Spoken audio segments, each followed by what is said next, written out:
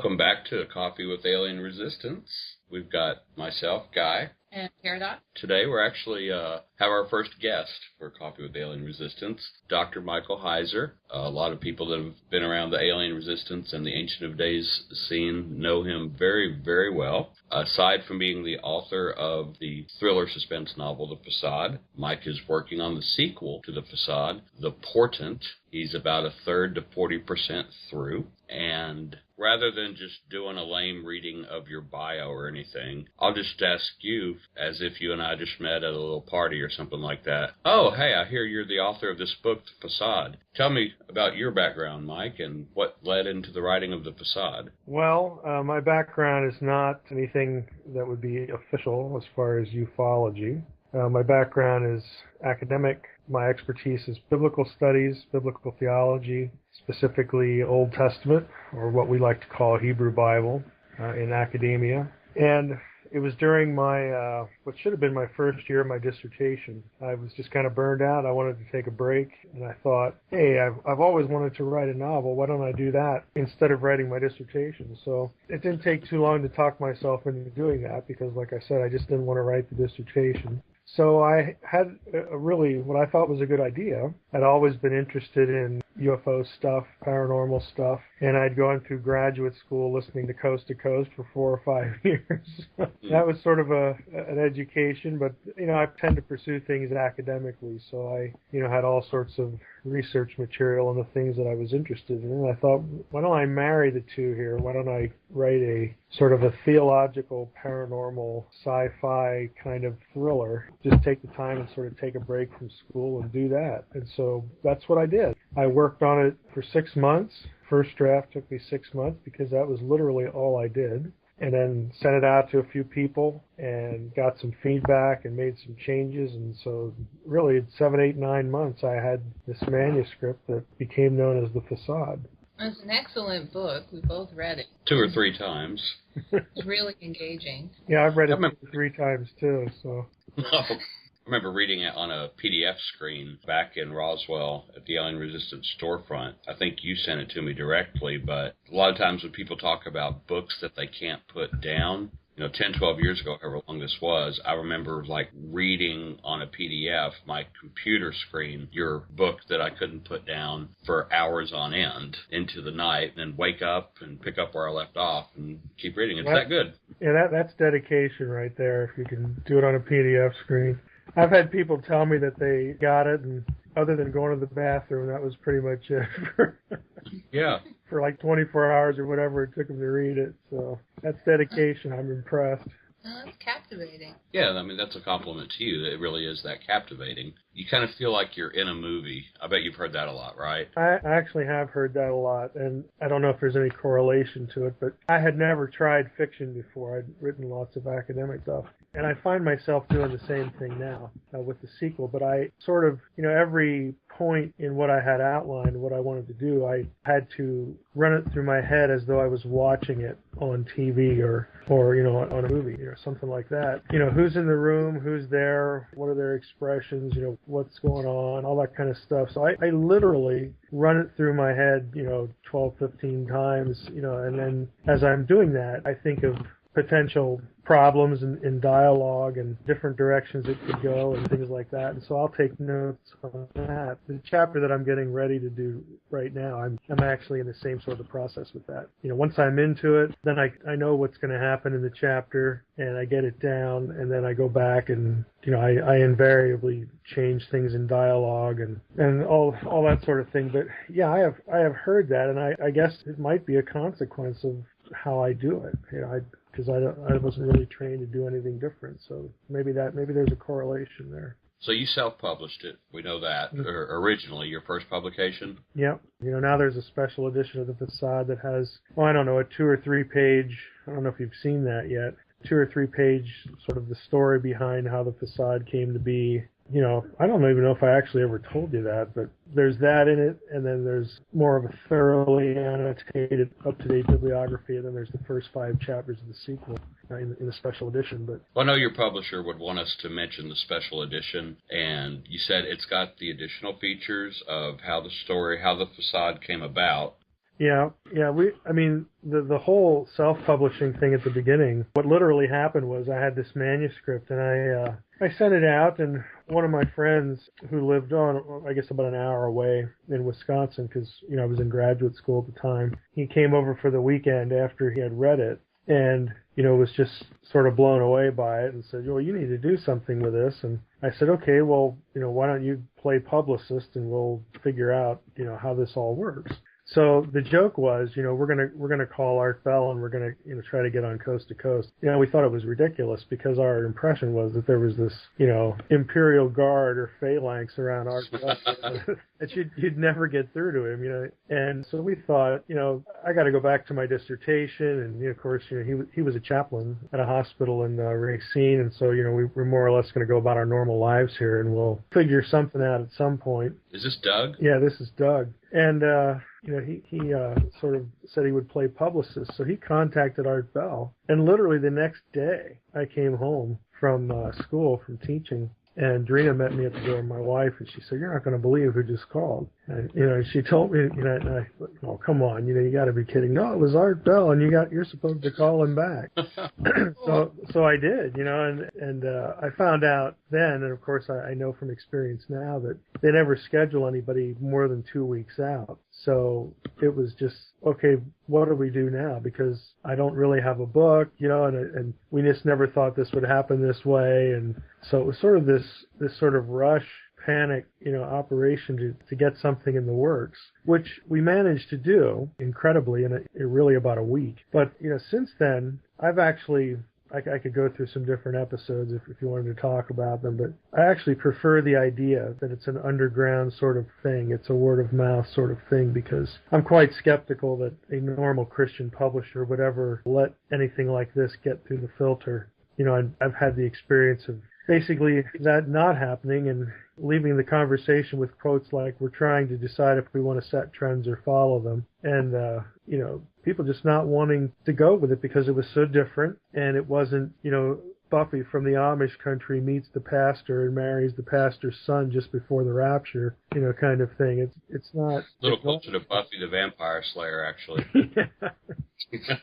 But, it's not formulaic, it's not cartoonish, it's none of these things that so much of Christian fiction is, and so I kind of prefer it, sort of operating under the radar, and now with the latest edition, the company I work for decided a couple of years ago it wanted to go into trade books, and I don't know what woke anybody up, but it's like, well, Heiser's sitting up there on the fourth floor, he's got this novel, why don't we ask him if he wants to do this? And at first it was for digital, because that's what we do, but the special edition will also be available in print probably by the end of this month, so that's how the special edition came about anyway. And I remember when you were on Art Bell that first time, I didn't know you had such a madcap rush to get the book ready. Oh, it was crazy. But I remember hearing that Art Bell appearance crashed your original server to where you'd have sold probably 20,000 of them that night. Yeah, they were not the print-on-demand outfit that we were using, and granted, it was a rush job. They were not ready. For instance, people could not find the book by title because they had indexed it with the C with the Sadia, for instance. That particular stylistic spelling of the C in Facade, so people couldn't find it. And I didn't have much of a website on my own. I mean, I didn't really know what I was doing. But there was a link there, so if they went that way, they could have found it. But if they were just going to the site and searching for it, they're not going to find it. Then, of course, they have to remember how to spell my last name. It was sort of a logistic nightmare, and there were all sorts of problems. And we did have problems with the traffic. And that wasn't the only time that happened with Coast to Coast, as is typical. But I don't have the problem now because I know a little bit more about what I'm doing as far as hosting, and I no longer have to call the host the day before the show like I was doing for years and saying, "Now I'm going to go on this talk show, and at about this time of the night, my site will probably just die unless you do something right now to prepare for it." And then to convince them that was real. It was not like somebody trying to sort of talk up their site like they were a big deal. it's just sort of been a circus, in many respects, because I have a real job. I had a real life. I'm usually 2 or 3 or 4 people rather than just one. And this was just something thrown into the mix. And so it was what it was. And, you do what you can and, you have fun with it. And that was our approach. But it sort of ballooned into this sort of underground kind of phenomenon sort of thing that we didn't expect. I didn't expect at all, but certainly haven't minded that. I mean, I enjoy that. Other than the weirdos calling, asking me if I'm an ascended master and stuff like that. That happens from time to time, but otherwise it's been fun. Did I ever tell you, like, the first time I heard of you or the Facade, I kind of blew you off? No, but that would be expected. I mean, why not? The linkage between us a minute ago when I asked you your publicist was that Doug Bardell. Okay. Is the way I first heard about the Facade or yourself. Joe Jordan and I later laughed about this because you get these emails every now and then that kind of come from way out in left field. Sure. But the way or the connection you and I had that I don't think we've really talked about if we're hanging out personally is that your ex-college roommate, Doug, his sister was going to church with my mom in Nashville where I used to go to church. Oh, that's crazy. And I get this email, Guy, your mom's church sister, college roommate, has written this really great book, and we've heard you're into the UFO thing out in Roswell. Therefore, you read this and promote it. I don't remember what I thought exactly, but I was kind of skeptical that it actually could be anything cool or of value. And then next thing I know, you're a walk-on superstar in the ufology field, and I'm kind of kicking myself going, darn, I could have known about this months ago if I'd paid more attention or responded to that email. Well, that's really, I would have done the same thing and probably worse. Well, just wanted to apologize since we've never heard that story. I'll think about accepting that apology. So, when did you guys first meet? Boy, I guess at the first Roswell conference. I think it was, no, it wasn't. It was, the first Roswell conference was 2003. Yeah. We met the week after 9/11 at the Bay Area conference. Oh, that's right. Yeah. Where were we the week after? I mean, what? The San Francisco area, Bay Area UFO conference. You set up your table and had some alien resistance stuff. Okay. And Doug was with you. Yeah, Doug. You were invited to speak on debunking Zechariah Sitchin and could Christianity accommodate. That was really funny. I mean, that was probably the first time you'd given that lecture publicly. It was. And at that Bay Area kind of almost new agey crowd, I remember you said before you went and gave the lecture, you gave me all of your books and kind of your contact information in case we didn't see each other again, and instructions on how to get your stuff back to you because you were going to go on and do that talk, Challenge to Zechariah Sitchin, and you were like, my one goal at this conference is to get out of here alive. Being lynched. Well, I did get out alive, but they did not pay me. That's right. Yeah, they didn't pay me and basically made it real clear that I'd never be invited back again, which was okay, Aww. What are you going to do? Great things since then. Yeah, that was quite a trip to get out there after 9/11 because we had to drive from Wisconsin to Minneapolis just to get a plane. It was the only plane we could get to San Francisco. Yeah, that was pretty crazy. I kind of went through the same thing. I drove overnight to Albuquerque with the assurance that the planes would be lifting off that morning, and then it turned out they weren't. So I offered, and they allowed me to drive from Albuquerque to Phoenix and pick up a plane later that afternoon, and I came in that way. But that was crazy because I remember you and I, David Flynn, were at a banquet dinner table, and I think Stephen Greer was giving this speech, and you and I, we were all kind of looking at each other with fists clenched, like, I can't believe what I'm hearing. So it was so new age, pro, whatever. And I think that it was out of that dinner, though, where we were like, you know what, we should have our own conference. Ancient was born. Yeah. Right. Yeah, that's correct. I do remember that. Yeah, and Mark was there, Mark Flynn as well. So I remember going out to, it was my first exposure to sushi as well with those guys. So how'd you like it?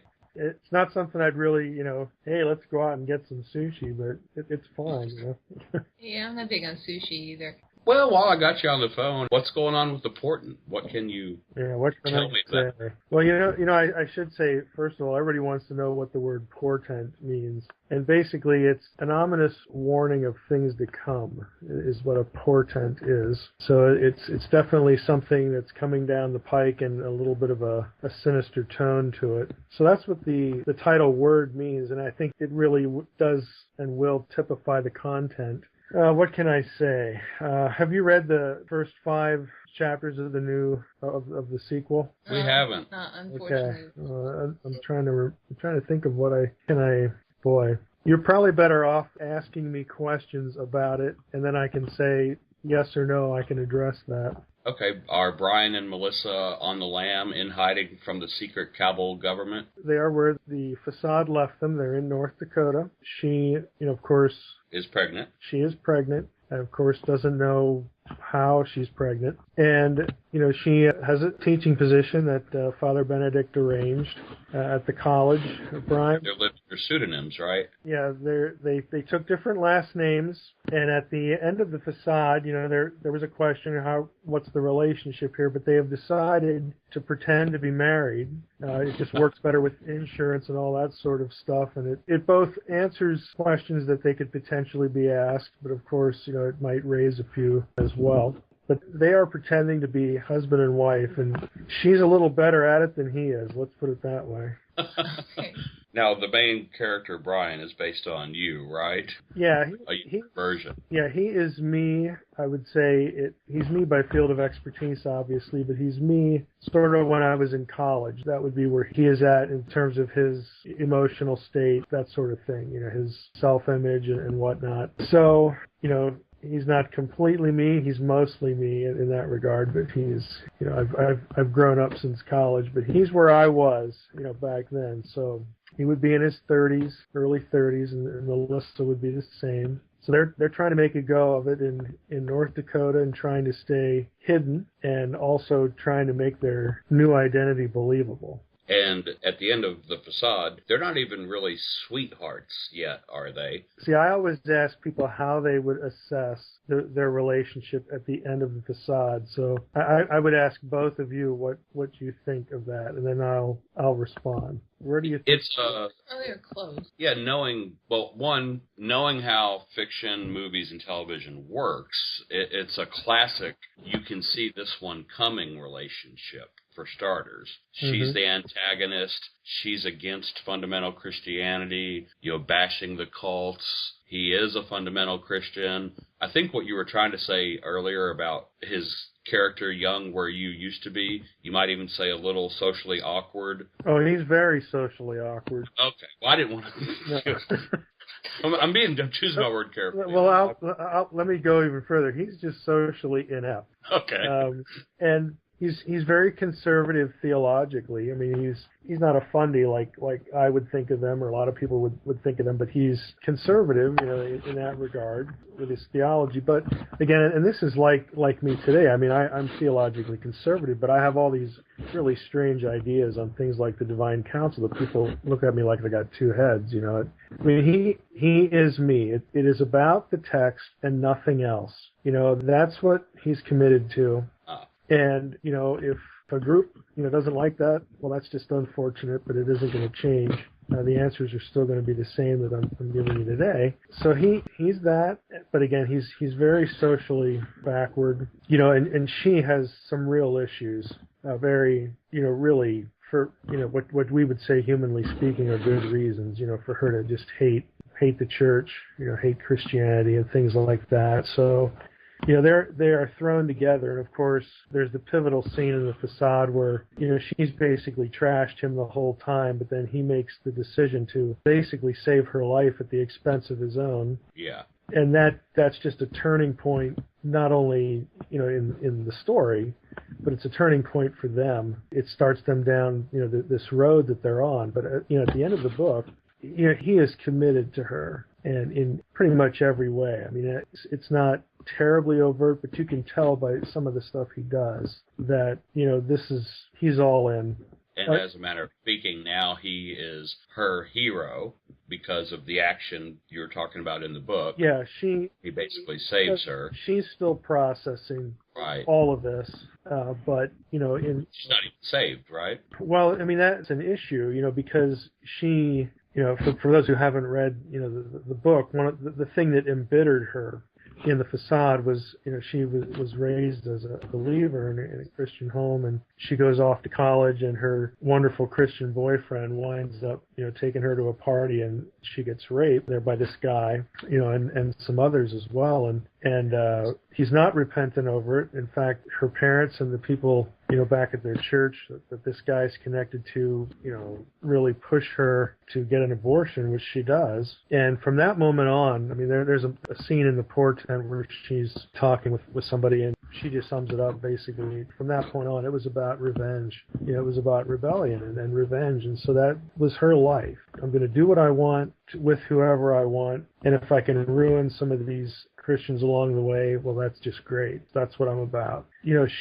All of that is just thrown against the wall when Brian turns out to be what she thought these other men in her life were, but weren't. He's actually the real thing. But she just doesn't, again, she's still trying to process that by the end of the Facade. And then they get thrown into this situation where they have to escape from the base. They have to make, these decisions. What are we going to do now? And of course, he again, throws away his new life in favor of going with her. And so that's where they wind up. That's where they're at. The portent, as far as those two and their situation, is about 3 months after the events of the Facade. The portent opens with some other events that occur at different times in relation to the Facade. But the 4th and 5th chapter are contemporary. They begin 3 months after the events of the Facade. So there's one, I won't get into it. None of the characters in the chapter are in the first book. But the 5th chapter is the scene with Brian and Melissa. So you essentially, as the reader, you're in the same room with them again.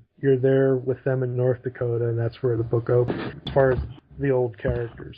But yeah, they've had 3 months together, and it has changed them both. I have to be a little careful here. Yeah, you're always too careful. Like, you use the phrase sequel turf whenever I've asked you a question or by email or whatever, something like that. Like, in even 90 seconds or 2 minutes, can you give us, like, a synopsis of what this is going to be about? This book, The Portent. Well, what's the conflict, the issues? Well, this will be more of a random listing and mentioning this or that. It's not going to. I don't know that I can fashion this into anything like a coherent summary here, but they're still dealing with their relationship, with their feelings for each other. That's going to come to a head in the book. There will be some resolution there, but I can tell listeners and people who have read The Facade that I believe in giving people what they want, giving readers what they want. But on the other hand, a romance is only as good as the obstacles it faces. And I know how to do that, and I know how to do it with them.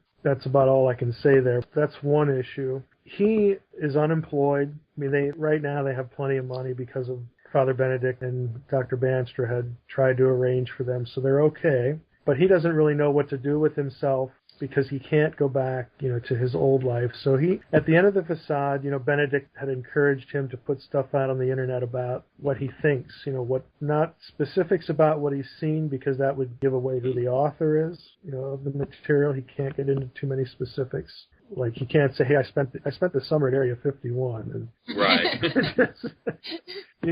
So does he become an anonymous blogger type internet guy? And he's very good at it. He never posts from the same location twice. He never uses the same upload service. He never uses the same FTP client. He moves around. There is no discernible pattern to where these posts are coming from, when they come, and all this sort of stuff. But it's attracting attention that he doesn't know about. Their identities are not known. Their location is not known. But this is the only thing he can think of to do at this point to sort of get this out, like, hey, I think this UFO stuff is a deception. Here's why. He's trying to articulate. He's also trying to sort out what he thinks about it. And the portent turn, there's something that happens in the Facade related to, some of the other characters and a murder that occurred, that I dropped a few things in the Facade that I'm picking up now to basically turn the storyline toward how does all this stuff fit in what's happening in the wider culture. sort of the times in which we live, the cultural shifts that are happening, really that drift into a post-Christian world. And I think even in our own country, the trending toward less democracy, less liberty, more totalitarian thinking, just sort of the geopolitical issues that are out there. Where does this fit? That's one issue that the storyline is going to get into. Another one is, what's the meaning of all the UFO alien stuff? And so the portent is my opportunity as the author, as Mike, to sort of lay out what I think it all means. I put it this way to someone else that I did an interview with. This book gives me the chance to pretend that I am the intelligent, evil mind behind all of this. What am I trying to accomplish? What are my goals? What are my strategies toward accomplishing those goals? I think one of the mistakes that Christian researchers make in this area is that they think there's one agenda. There isn't one agenda. There are many agendas because there are many different kinds of people. There are a range of goals that have to be accomplished. There is no silver bullet, as it were, to getting this task done. So I get to imagine myself, again, as the intelligent evil mind. How would I pull this off? Okay, again, given clear goals, how would I do it? And the goals are pretty simple. The goals are how to prevent people from coming to Christ. That's actually easy. The other issue is, how do I crush the spirit of the church? How do I get people to turn their loyalty against Yahweh and against Christ? How do I get them to serve another God? How do I get them to abandon their faith? How do I get them to fall into the baskets that the book of Hebrews describes, where they either turn from the faith or they think they're still in the faith, but they're actually not? What strategies would I use to convince Christians that I'm okay, I'm still following Jesus, I'm still in the faith, but they're making certain decisions because they're forced to? And I can't say too many things in terms of specifics. They're forced to make decisions about what they believe that will appear to be in the faith, but they are not. They don't realize what they're surrendering until they're on the back end of it, and they may never realize it. The way I approach this whole thing, again, I'm an academic, I can't divorce myself from it. I'm not going to write anything that's cartoonish, okay? Angels are not going to come in and riding on the head of a pin and save the day. I want to make the storyline something that people could read and go, I can see this happening. I can see that this could happen. This really could happen. And all of this to me is about controlling the vocabulary. He who controls the vocabulary will win the day, okay? And I'm talking about things like, what is theism? Who is God? What do we mean really by resurrection? What is the nature of Christ in the New Testament? There are all these things that Christians assume are nailed down. And I'm not saying they're not nailed down, but what I am saying is that there are all sorts of ways that, in academia especially, that scholars play with the text and they play with the vocabulary because they're angling towards certain things. Again, it's about controlling vocabulary. It's about making people believe they must make certain decisions to preserve their faith, to do the right thing. Again, if I were intelligent evil, I would capitalize on the theological and biblical illiteracy of the church. Wow. And I know how to do that because I'm on the inside of this in terms of academics. I've joked probably with you a couple of times about, look, I'm like Batman, okay? I'm using my powers for good and not evil, Okay. Agreed. But again, this book will allow me, again, to ask myself the question, okay, what are my goals and how would I do it? How would I do it? And how would I make it something that only a few people who are really paying attention would know what's going on and would know that to make this decision over here, you can't do that because you'll end up denying the faith if you do that. It's going to look like the faith, but it isn't really the faith. Again, there is no one trajectory. There is no one agenda. If my goals are those two simple things, there are many things I need to think about as the intelligent evil to get people to do the things I want, to get them to think the way I want them to think, to put them in an emotional or theological or spiritual, intellectual crisis, to get them to move somewhere. So I actually do think, again, I'm not just making this up in fiction, but I actually do think that what we call ufology, UFO stuff, it's a multifaceted thing. There are people that you and I both know, guys, that have different reasons for being interested in all this. Again, there's a whole spectrum here.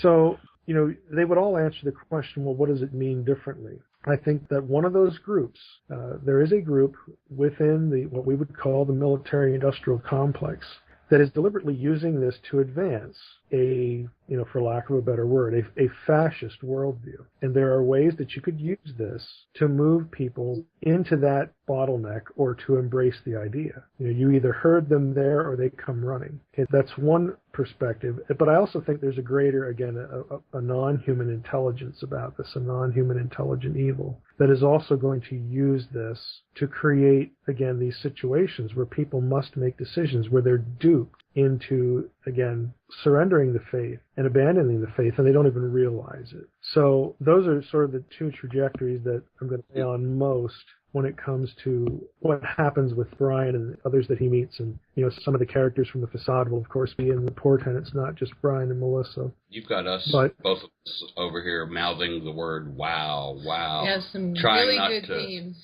Trying not to interrupt you. That's very good themes. Well, I want this to be like the Facade in that this is not just your light, fluffy, run-of-the-mill sort of piece of fiction. I want it to be something that, again, for the Christian, somebody who assumes that, there is this thing called the spiritual world out there. That's real. It operates. But there's also, bad people out there, and they have their own agendas. I mean, all these things that we sort of say, we take for granted, but, I'm not going to get into anybody else's book. But then they write just this cartoonish kind of stuff. I just think it's better. I think it's more effective to hopefully get your readers to just look at what's there, because this is going to be just like the Facade. Every technology I mentioned, every government document, every meeting, every this and that, it is all going to be real. The only thing that's fiction is again, the way I connect the dots and, the storyline that I derive from those things. But I want people to read this and go, if this really did happen, I can see Christians reacting this way. I can see this happening. I can see this domino effect. I can see people thinking this because of that. And I can see the culture shifting and this having really worldview level impact if some of these things, were in place and were in operation. And again, some of the things that I'll do here, I think actually are in operation. Having said all of that, I know by the end of the Facade that people had certain expectations about, I know what's going to happen with this now. I know where he's going with that. My word of caution is don't assume anything. Don't assume anything. Always good advice.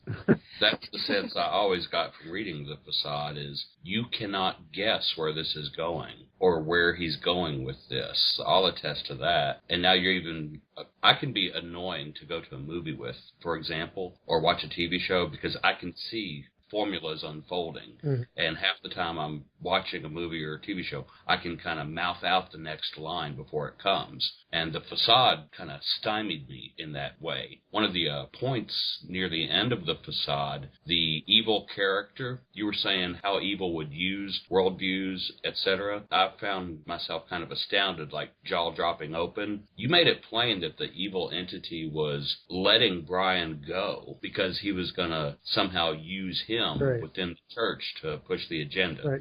Right? You're useful. You're a useful idiot. Yeah. Or useful theologian. Is that continued in there? Are you going to open that up? Now, the reader knows things, of course, that Brian does not by the end of the Facade. Obviously, Brian did not see that conversation. He did not hear that conversation and see what went on in the room for that. But the reader, of course, knows that in some way that Brian and Melissa being off the base is in some way useful to the evil entity, the Watcher, is in some way useful to him. So you don't really know exactly how, but you just know that he's actually counting on Brian doing what he thinks is right. And Brian's going to do what he thinks is right.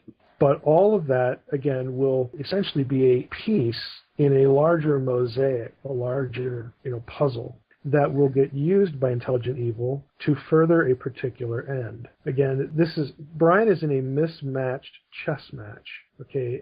And he's not privy to a lot of these things.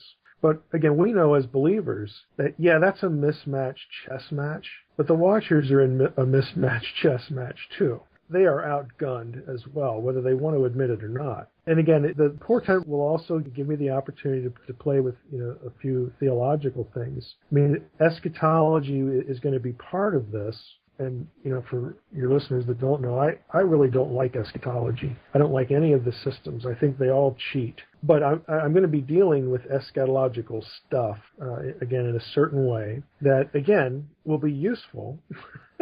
Will be useful for the enemy. Again, but so the enemy has Brian overmatched, but the enemy himself is overmatched. So how does that work? What does that look like? I mean, it's a cat and mouse game, but who is the cat and who is the mouse? And, you have all of this going on. And again, Brian isn't consciously aware of it. Now, one of the decisions I have to make in the portent is he going to become more aware of it? And if so, if I decide to go that direction, how? And how much? Where I already have an inkling that it's going to require a third book, but I'm not going to commit to that. But that's just sort of an inkling I have now. But I'll know by the time I'm done with this one if that's true or not. But I just have this sneaking suspicion that I may not be able to pull this off just in one more. So trilogies are big these days. Yeah, they're big these days. Right. Let me give you an example. Again, I'm not saying I'm going to do anything specifically with this in the portent, but it's on the table. It's in my brainstorm list of notes, which is quite vast at this point. We assume that a fallen divine being cannot change. And we also assume that an unfallen divine being can no longer become corrupt. Why do we assume that? Is there some verse that says that? Traditions? Nope. There is nothing that says that. That is an assumption. It is a pure assumption. I agree. And usually the talk of it is, well, there was this rebellion way back when, and the third of the eight. There is no passage that describes a pre-creation or even pre-Genesis 6, pre-anything. There's no verse that actually talks about an antediluvian or ancient rebellion of divine beings. That language comes from Revelation 12. Right. And if you go to Revelation 12, it's obviously not in great antiquity. It's either connected, to the birth of Christ or, again, events associated with the first coming, or perhaps, you might, depending on your eschatology, you might want to move it forward. But it has nothing to do with the past. Wow. Yeah. Thank you. We agree. We Been agree. saying that forever. Where do we get this stuff? And again, I can't say anything specific, right now, but it's just stuff like this that is just grist for the mill. I mean, it's right there, sitting there, that, again, may or may not, in the course of, as the thing develops, because I don't have the whole thing outlined. It's more or less just coming to me, as I know what I want to cover, I know what ideas I want to cover, and then it just becomes a question of, okay, how do we get there? So that may or may not, become useful at some point. But it's just a typical example of, like, every Christian would answer this question the same way. But there isn't actually any basis for it, at least in terms of the text. So why do we think that? Wouldn't that be interesting, you could go different directions with that or whatever. And if it's useful, then I'll entertain it. But if it's not, then I'm not going to worry about it. But there are just lots of things like that for the sake of what I'm doing in this, that will be territory that I sort of survey and, have to make decisions on what do I want to get into, theologically, that sort of thing. If we can allow a sort of a seg, the topics that you were talking about, the modern culture and possibly how intelligent evil is using it. I just want to say, when I was reading the Facade as a Christian activist in this field, I felt like you'd kicked me in the gut at the end of it when the evil entity was so playing and using Brian to be a Christian activist in the UFO field, as an unwitting pawn. But thank you for what you said earlier about really the evil entities are outmatched. That's actually comforting. You're a lot more pastoral than you generally let on, by the way. But you have said that before, and I have thought about that from time to time in terms of wondering, like, vocation. No, not vocation. I know I'm not suited for that. I don't struggle with that at all. I know myself well enough to know that, but it was a good reminder, to try to be that way, especially when you're talking to people or doing Q&A and stuff like that. So that was good to hear. But you talk about getting a kick in the gut at the end there, and this whole who's playing who, kind of thing. Right there, again, you get into another one. The old question of, the demons, if, the Satan knows that he can't win, what in the world are they doing all this for? Do they really believe that? If the answer is yes, then that question is certainly legitimate, and there have been efforts to answer that. But maybe they don't believe it. Maybe they really think that they can really either get away with this, or you know what, we have a pretty good record up to this point. I mean, the world's a whole lot worse than what this God of the Bible wants it. We seem to be kicking his butt every day with all these idiots down here. You could almost look at it where they could think that we're not doing so bad. We're working our program against what Yahweh wants, and we're not doing too bad. We're still here. He hasn't gotten rid of us, and there's probably more people that don't believe in him than do. We're not doing too bad. So we might want to feel encouraged. Let's sing our demonic kumbaya to each other, and get back with the program here, and really think that they can work it. I mean, again, it's just an area of theological inquiry that might be useful. Do they really think that they could get away with this? I think that they probably have some idea of how much they're going to get away with. That they know they have a limited time, and so they're just trying to bring as many people down with them as they can. I mean, winning the smaller battles, knowing they already have lost the war. See, I would answer it in that way and add this. It depends. It's going to sound dumb. Your definition of victory depends on how you define it. We also assume that for them to be thinking about winning, that it's an all or nothing proposition. Well, maybe it's not to them. Again, maybe it is about doing as much damage as can possibly be done. Maybe it's about, and I can't remember if I have this line in the Facade or not, maybe the goal is not to beat Yahweh. Maybe they know he's superior. We will never do away with him. But what we can do is make him childless. To as much as possible, we can take away the thing that he loves. Maybe that's our goal. We can't get rid of him, but we can get rid of the thing he loves. We can turn that against him. Maybe that's the best way to articulate what the goals might be. But again, the portent, again, affords me the opportunity to put myself in that position and play with it. Think about it. Again, if this were me, what are my goals? Where do I want to go, and how do I get there? And I'm very patient. I'm exceedingly patient. This is getting a little close to maybe saying too much, but I'm going to try to dance around it. Maybe this whole thing about we know how much time we have. Well, how would they know that?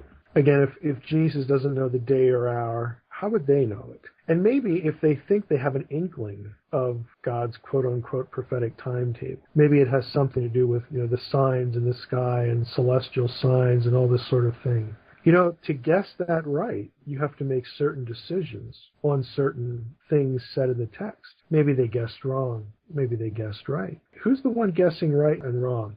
Are the Christians the ones that are guessing right, or is intelligent evil? Maybe they have it reversed. Maybe they're each following their own timeline, and one of them is the correct one and the other one's not. But, again, we wouldn't really think. We would assume that we have the correct one and they don't. Maybe it's the other way around. And what would that look like? Because then you have this sense of urgency on both sides, this sense of, we know what's happening and we know that this and that's approaching and all. But they're doing it for entirely different reasons, and they're pursuing different timelines.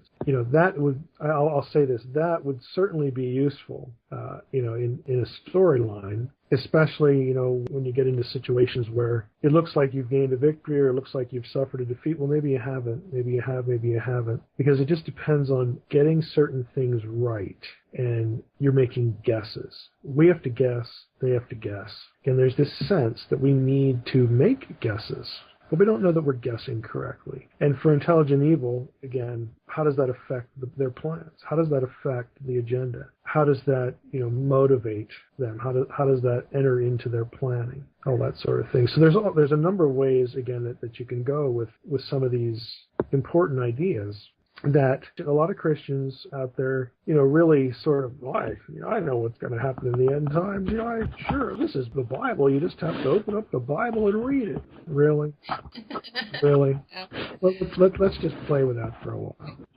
Well, I don't know, the enemy is old, and the Bible says he has a lot of wisdom. I think when it comes to the devil quoting scripture, if the answers are in there, that intelligent evil might be able to have a better idea of the timetable out of the word than what we might easily have. Maybe the answers aren't in there. Oh, I think they are. Example. Paul's comment that all Israel will be saved. What does he mean? Does he mean national political Israel? Does he mean geographical Israel? Is he defining Israel as believers, the new Israel, which are both Jew and Gentile? The short answer is, we don't know. And depending on which one of those options you pick, that will dictate your eschatology. Yeah. Prophecy is puzzles, so how it's meant involve a more detailed study. Well, would anyone have thought? Okay, to me, the best passage for this is Amos 9, and I'm almost willing to say this will show up in the book.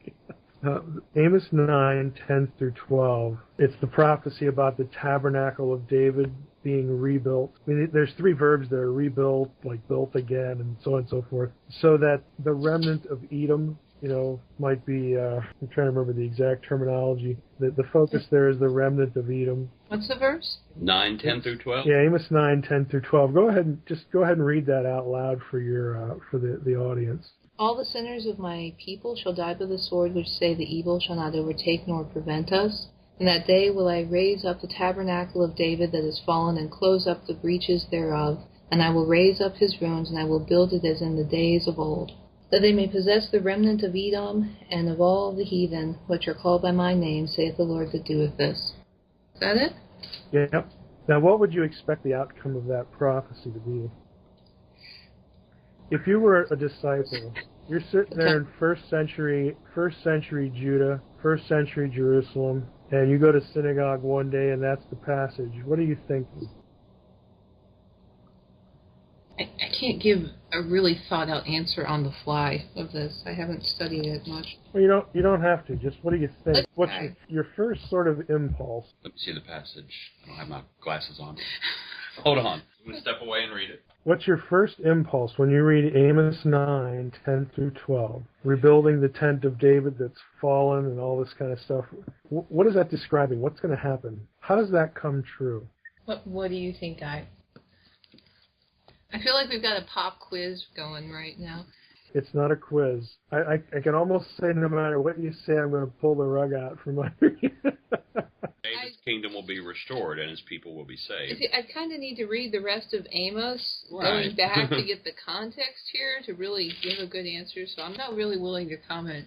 When it says we're not in the middle at the time. I will rebuild its ruins, what does that sound like? Something that got destroyed is going to be rebuilt, i.e. the temple, the nation. Okay. Anything else? Seems to be about the millennial reign, I would think. Okay, that's certainly going to be into the conversation. Anybody who I would ask about this, would have all of those expectations. Because when you see something like a word like tabernacle of David or the tent of David, you're thinking, about temple. Okay, you're thinking about a structure because of the verbs of rebuilding, and it's fallen and it's in ruins and it needs to be restored and all that kind of stuff. It gives you the impression that something physical has been destroyed and will get fixed or rebuilt, right? I mean, just that on a very simple level. Especially in the context you provided of a first century Jewish Christian. Right. And then the second part, so that they would, possess the remnant of Edom. Okay, so when you see Edom, you're thinking about Edom, right? The Edomites. Mm-hmm. Okay? Do you know where this passage is quoted in the New Testament? No, we don't. We flunked the pop quiz. Yeah. We've flunked it. Go to Acts 15. Okay. For those that don't know, Mike used to teach college-level theology, university classes. He does this for fun to people. Okay, here's the point. You read Amos 9, and, again, we've been trained to this literal expectation of prophecy, and literal meaning sort of this one-to-one correspondence. What's described in the Old is going to come true in sort of a corresponding way that we would mentally expect, because, again, we're reading these words in the Old Testament and we're assigning meaning to them. We're thinking about a tabernacle. We're thinking about something in ruins. We're thinking about it being rebuilt. And so we have the expectation, maybe this is the temple, maybe this is the millennium, and all this kind of stuff. It's none of that in Acts 15. And in fact, Luke, who writes Acts, and of course James is the speaker, even changes a word. Okay, this is the Jerusalem Council, and Paul is explaining about the salvation of the Gentiles to the group. Like, man, this is a wonderful thing. I'm out there and I'm preaching all these Gentiles, and they're becoming believers in Jesus. And in verse 12 says in Acts 15, all the assembly fell silent. And then they listened to Barnabas and Paul as they related what signs and wonders God had done through them among the Gentiles. After they finished speaking, James replied, brothers, listen to me. Simeon has related how God first visited the Gentiles to take from them a people for his name. Again, probably a reference back to Simon Peter, who in Acts 10 and 11 had his famous vision about the Gentile inclusion and all that stuff. Goes to Cornelius. Verse 15, and with this the words of the prophets agree, just as it is written. And now he quotes Amos 9. After this I will return, and I will rebuild the tent of David that has fallen. I will rebuild its ruins, and I will restore it, that the remnant of, not Edom, mankind, may seek the Lord. In Amos 9, it was Edom, being sought or being obtained, and here it's reversed, and we don't have Edom, we have mankind, that mankind may seek the Lord, and all the Gentiles who are called by my name, says the Lord, who make these things known from of old. Somehow, Luke, and James the speaker, of course, takes Amos 9, and they make it about the church. They make it about Jew and Gentile being one people of God. It has nothing to do with a physical building, a structure, anything like that. Somehow, they look at that Old Testament passage and they get something abstract like the church out of it. And not only that, but he's quoting the Septuagint, which changes the word Edom. It's the same three consonants in Hebrew, Aleph, Dalet, Mem. It's pointed Edom for Edom. But the Septuagint translated it with the Greek word for mankind, and they were reading Adam. Same consonants, different vowels. So the Septuagint version gets quoted here under inspiration to specifically make the point that that Amos 9 passage was about the church, nothing physical. Okay, it's about people. It's about Gentile inclusion. Now here's the point. That flies in the face of the approach to prophecy that most Christians are sort of just taught and almost have intuitively. This literal interpretation of prophecy. And I got news for you. This is not the only passage that does this. Okay, what the New Testament writers do with the Old sometimes just makes your head spin. You'd get an F in hermeneutics. You're not following the grammatical historical method of exegesis, Dr. Luke. I'm going to have to fail you from hermeneutics class. Sorry. But I have the Spirit and you don't. I get what you're saying. But I'm angling toward this point. There are so many people that are so convinced of so many things about prophecy and the biblical interpretation of prophecy. And they're convinced because, again, they're just sort of trained for the words I see over here. I'm going to kind of look for those same words over here in the New Testament or yet future. And my question is very simply, how can you make that assumption? There's a reason why the disciples were walking around with Jesus for 3.5 years, and he's given them scripture, and they're looking at him like he's got two heads. They just don't get it. They don't understand a lot of what is written in the Old Testament prophetically until after the fact. Till after they've been with Jesus, he's died, he's risen again. He has his little speech there before he ascends. And then, the Spirit, again, opening their eyes, showing them things. We don't have that. I mean, we don't have hindsight for the prophecy that remains that we think we have figured out. I don't think we're any better than the disciples. I think that when it's all said and done, whenever all this plays out and we're looking back on it, we're going to look at it and go, holy cow, how in the world could we have known that this statement here, this time in the New Testament, would have played out this way? There's just no way we could have seen that. I think the same thing's going to happen in our future that happened with the disciples. Some of it you can look at and, okay, I understand how you get from point A to point B there. But other times you look at it and you go, what were they thinking? And here it's under inspiration. This is what the Spirit is thinking. This isn't what you're thinking. This is what God's thinking. This is what God has in mind. And what God has in mind and what we assume are not necessarily going to jive, for obvious reasons. I think for the most part, you're right. And looking at this in Acts and Amos, having meant to look at it, it does seem like there was a more spiritual fulfillment of it. But that doesn't preclude that there could be a more literal one later, and that it's kind of going to have a dual fulfillment where one's spiritual and one is more physical. Right. The idea of dual fulfillment is a hope. It's a guess. It's an assumption. Why? Because, we can kind of see that happening one or two other places. So maybe it'll happen here. Right.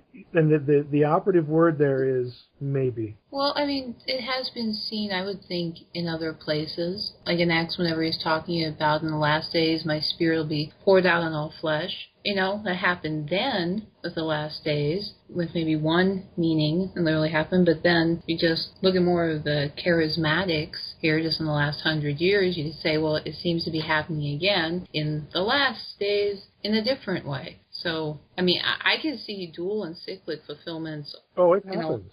In prophecy. It does happen, but here's the point. You don't know where it's going to happen. There's no way to pick where it's supposed to happen and where it isn't. And you only know these things by hindsight. Yeah. And so anyone who wants to, it's like I said at Future Congress, which is, I don't know if I'll ever get invited to do that again. If somebody comes up to you and says, we have this pretty much figured out. We know what's going to happen. We know what this is going to look like. Here's the timetable. Here's this, that, the other thing. Here's the chronology. Here's this event after that event. We got all this figured out. I said, just tune them out. Tune them out. Because unless they're showing you stuff like this, and I went through this passage in a session, and it's like people have never seen it before. And you know why people have never seen it? I know why. I know why I never saw it for years and years and years. Because I'm not looking up the Old Testament citations. Okay, I'm not really checking. I'm assuming that when the New Testament writer quotes something, that they're just going word for word and there's this one-to-one correspondent literal match. I never looked. Okay, the New Testament does some really unusual things with the Old Testament. There is no one way that a New Testament writer uses the Old Testament. There's 4 or 5 ways. Sometimes fulfillment is just simply by analogy, and there's only one point of analogy really to be made, and the other points of the prophecy just drop off. Now we assume, well, maybe they're still hanging out there. Maybe they're still hanging out there for maybe, but how would we know? We didn't get the first one, unless we had hindsight. Again, this is why when I look at eschatology, I just sort of shake my head, and try not to roll my eyes, because I'm thinking, look, this is so complicated, and it's so dependent on hindsight. Even if you were living right there after Jesus rose, I mean, that's the only time you're thinking back, you're looking back, and you got to live with him for 3.5 years, and now you're able to filter the events that you saw and what he taught you about what they meant, and it's coming back to you. Now it's starting to make sense. Now I'm going to go reread my Old Testament, and I can see where what the Master said about this passage. Okay, I can kind of see it now because of the way he died, or because of what he did, or because of where he was when he said this, that, or the other. I can sort of get it now.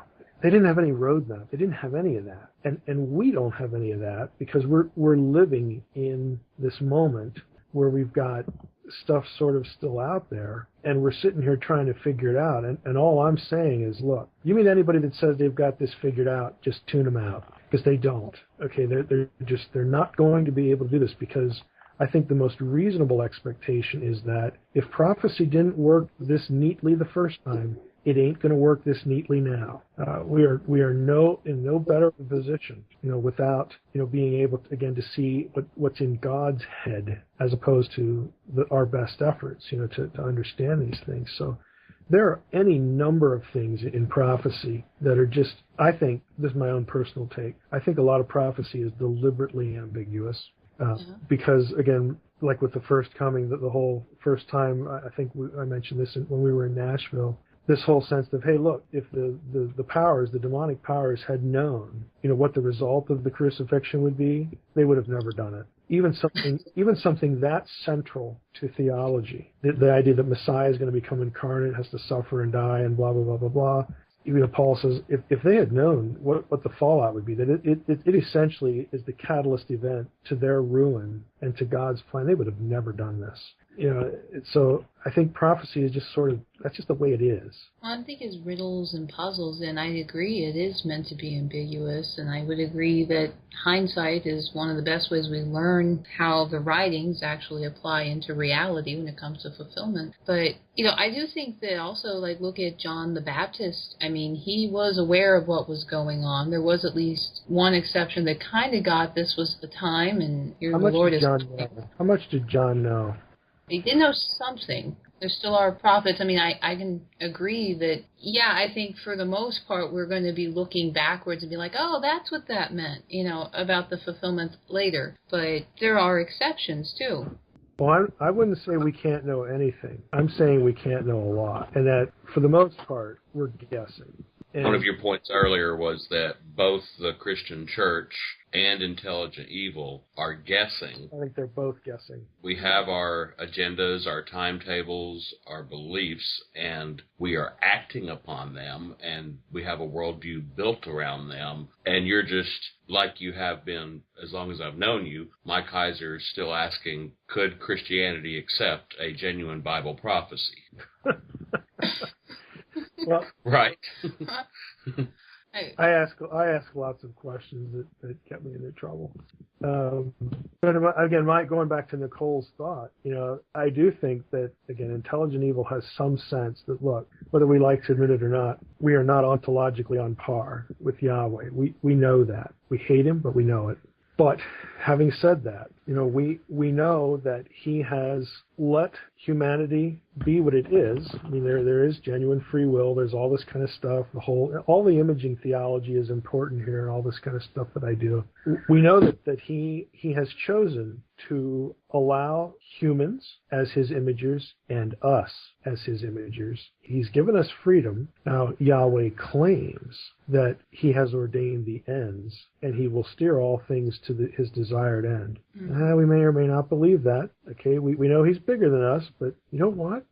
Let's play the game. Let's get into the game, and we're going to work our plan, and we're going to work it under the assumption that we only have a certain amount of time. We're going to work our plan, and we're going to try to figure out what he's up to, what's in his mind, what his goals are, what his timetable. We're going to try to figure that out. But in the meantime, we're going to work our own plan.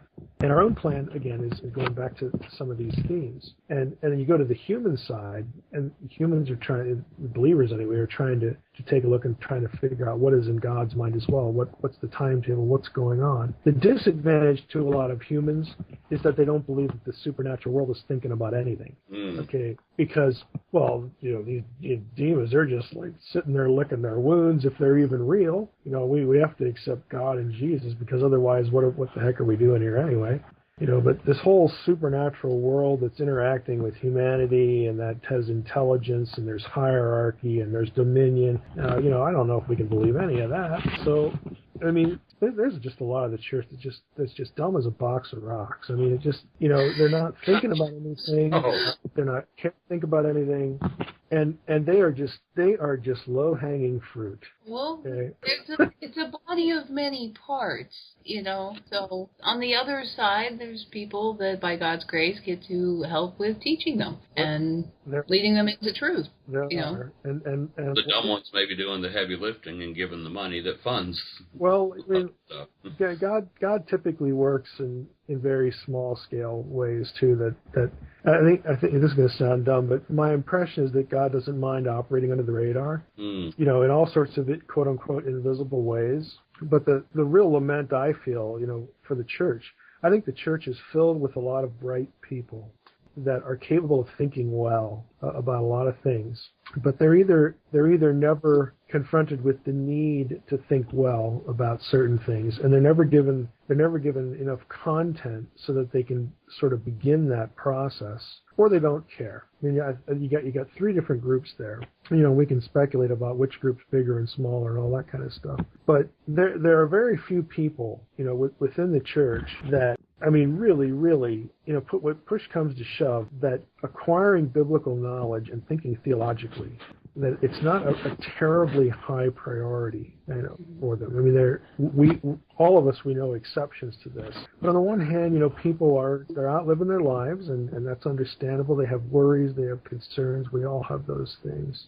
But, my frustration is I look around and I see people, either believers not going to church, again, we can talk about whether there are good or bad reasons for that, or not being engaged, and all this sort of thing. And then, the church becomes about the music or about the fellowship or about something else. And I'm thinking, look, there are 168 hours in a week. Can't we just devote just one, to content? Can we devote 1 hour a week to stretching our minds when it comes to biblical content? Is that too much to ask? So this is why I couldn't be a pastor, because I could see myself standing in front of a congregation Sunday morning and saying that and insulting a lot of people. And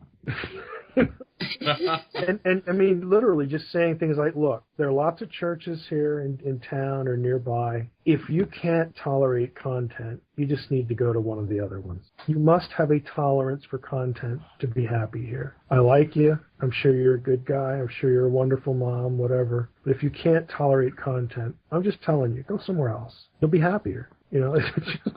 There's still a ton of people, you've met them, you've dialogued with them, that have either read your book or watched DVDs and stuff over the years that would love to go to a church that you were pastoring who actually could accept those terms. Yeah. I don't. They'd be happy to watch a bunch of people go somewhere else so that they could get down to business and study and stuff like that. I know.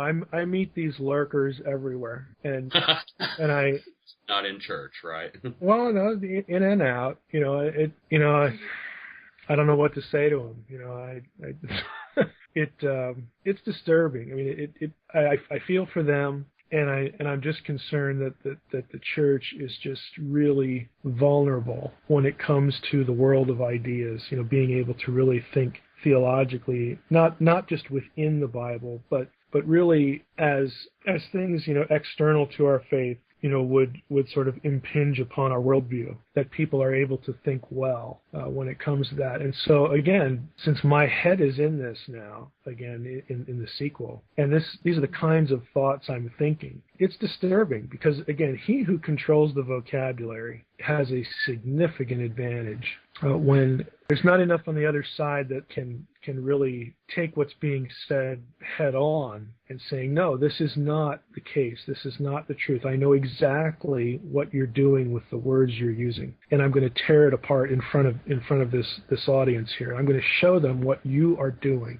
I think, again, just outside of the fiction, I think we're just going to see more and more come down the pike that are really serious, cutting-edge sorts of those that are going to force believers to, I hate to put it this way, but to really assess whether they believe any of this or not. And again, those are the kinds of things I want to hit on in the portent, because I am concerned that the church is weak. But I console myself by saying, look, I can show you passages in Irenaeus where Irenaeus is complaining about people spending too much time in shopping and not being interested in Scripture and things like this. And no, literally, he did, and the church has somehow made it for another 2,000 years. I think remnant theology is really important. That it is biblical theology, that God will step in, as it were, if he needs to, and raise up a remnant.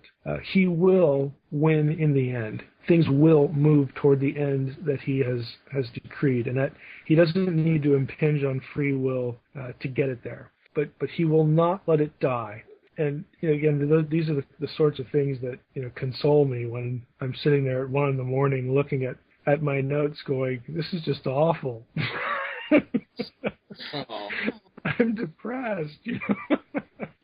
He foreknew before he made anything what would happen. Yeah, I tend to back end sovereignty, but I do think God knows all things real and possible. So yeah, he does know. Again, to sort of make it a negative thought here as well, I'm thinking, if I can think of something like this, that looks like it would really damage the church a lot. If I can think of this, imagine what the real forces Start thinking, it's like, I don't think they're sitting here waiting for me to type it out in Microsoft Word. I think they got this down and even better. But I go back and forth, so I almost feel like I am playing the part a little bit of Brian, even though I know more than he does, because, there's a lot that he doesn't know. Mm-hmm. Again, that the reader knows, but I sort of feel myself caught in that. But, and again, one of the questions in the book is, how much like me do I make Brian? In other words, how much does he really begin to understand, and how would he learn it, and what would the point be, and what would the effect be? I could see the colonel or the watcher just sitting him down and saying, I'm going to tell you what I'm up to, just so that you can despair, just so that you can know, and I'm going to let you alive so you can watch. Okay, I could see that. I would think Brian's faith would counteract that, wouldn't it? Well, you see, again, as the reader, and as the writer, I have to ask myself questions like, okay, if I go that direction, here's where the pastoral element, comes in. I can't leave people without hope here. I mean, because I've got this character, and they're in that room, and you're right, Nicole. Brian is going to defy him, and it may sound hollow, it may sound silly, because he's overmatched. But he needs to say something that the reader can take away and go, you know what? He's right. This is going to be awful, and it's going to work. But what Brian said to come back to him is right. He was on target there, and it's something that I need to keep in mind. You know what I mean? That makes writing the fiction really hard, because there's so much messaging and trying to anticipate response. When you do it. Again, if I was doing Buffy and Jody get married before the rapture, I mean, I could crank out 5 of those in a year, and just want to die after each one.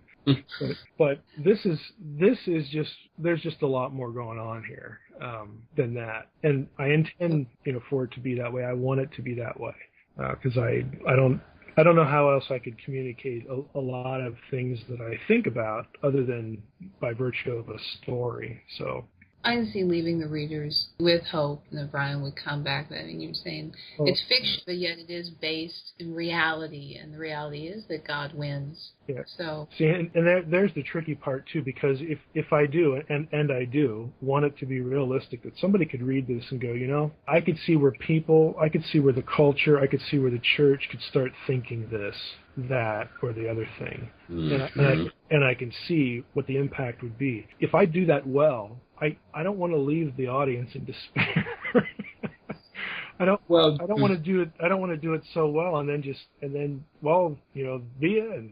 There we go. And I do have a sense of people need to have hope. Evil is not going to win, even as bad as it looks. It's not going. There might be a lot of suffering. And by the way, I don't think the church is ready for that either. But at the end of the day, again, if those that are the remnant are taking the long look and they're believing that as bad as it is and as bad as it'll probably become, the story is not over. This is not the end of the story. I think if you had that character, Colonel or Watcher, saying something to Brian that that would leave him in despair, it would be hard for you to not. And he actually responded in a bounce back, and yeah. I could imagine that would be very hard to write dialogue, which you are great at, by the way. But it would be hard to find something to come out of his mouth that would not be the very cartoony thing that you're trying to avoid. Right. I would almost see it working on him and him falling into despair and hopelessness. And then you have the unlikely Melissa that comes along that pep talks him, or that carries him through it, or that takes charge or punches the guy in the nose and says just the thing that no easy Christian answer could have ever thought of. Yeah. She'd be the one to come up with the outside of the box thing that would, metaphorically speaking, kick him in between, Yeah, well, he in the portent, he's not going to be left in isolation, because he can't do what needs to be done on the larger scale in a number of regards, not just the intellectual part. He is going to need other people, and Melissa will be a big part of that. I can say this much. I mean, by the end of the book, regardless of what may or may not be with their relationship, and I'm being very non-committal there for the sake of readers, But at the end of the book, it will be clear that they together are sort of an indispensable team, that they really function best as a unit, not only with respect to them as individuals, but just for the bigger picture of what they're going to be left with as far as, well, what do we do now, kind of situation. He is going to need her and some other people to get by. Sounds like it's very good themes, very deep themes. It sounds like it's just going to be brilliant. I can't wait to read it. We have a contest to announce, speaking of relating to the portent, and I still have a couple lingering questions in the back of my mind on it. But you were talking about whatever you said earlier, and you're like, you couldn't even be a pastor without insulting people. It's almost like, speaking of insulting people, yes, let's do 2000. In 2009, you gave this lecture in Roswell, Why an Extraterrestrial God Appeals to Today's Culture, which sort of touched on some of the themes that you were talking about here, as far as what are the worldviews out there? What is this post-Christian worldview that would be so susceptible to being deceived by intelligent evil via the UFO alien phenomena? And at the very end of it, you look right in the camera and you talk directly to pastors and you give them a little bit of a challenge. And what we're doing, we've got these DVDs in fancy cases and professional wrapping now, just recently via Amazon and CreateSpace. So if it's okay with you, we'll pay for it. But we wanted to offer a contest for people. If you will follow whatever link we post, or just go on Amazon, Mike Heiser, Why an Extraterrestrial God Appeals to Today's Culture. The 2009 First Christian Symposium on Aliens talk that Dr. Heiser did. Order that, give it to a pastor, because that's whom he's addressing about the UFO alien phenomena and the worldviews that non-Christians and Christians are embracing, or at least being exposed to today. Let us know you gave it to a pastor, just by email. We're just going to trust you. And then we will enter you in for a drawing to get one of the first published copies of The Portent signed by Mike. Yep, that's agreeable. Okay. Right on. Do you have an ETA on when The Portent might? I don't. Are you a year away? Well, I can give you my wish, but if I give you my wish, then that'll sort of become like the law of the Medes and the Persians. But, I mean, it would be nice to have it ready by Christmas, but I don't know that that's going to happen. So, it would be nice, but it may or may not. Who knows? It's an internet radio program that people will be listening to for months and months and months. So buy one of the new DVDs, you give it to a pastor, and you shoot us an email and let us know with your info, and we'll let you know if you won the drawing for an autographed copy of The Portent. Right on. A question comes to mind, and, we can edit this out if it's not appropriate for whatever. So we know Brian in both novels now is sort of a lot like you. Mm-hmm. And now you just spoke this wonderful theme of Brian and Melissa having to they function best as a unit. But just because I've met Drina many times, she's a redhead. In the novel, Melissa is a redhead, too. Are there any direct correlations or ways that Melissa is in any way, shape, or form based on Drina that is obvious to you two, or you when you're writing, or when Drina's reading the novel herself? Well, yeah, you bring up a couple of interesting things there. Her natural color is not, auburn. She has had it that way, several times, which I really like. And I keep getting after her, to do that again. Maybe when the Portent debuts, I'll be able to convince her to do that, and we can do something fun with it, like for a website. Either that or buy the wig, and have her do that. Publicity photo for the book.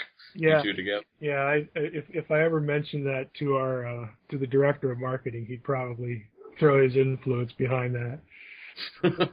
But no, I characterize Melissa as being three people. One, of course, is Drina.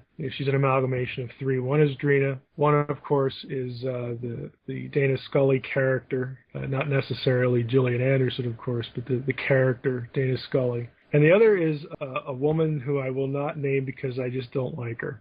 So that got to be the bad Melissa. That's the bad.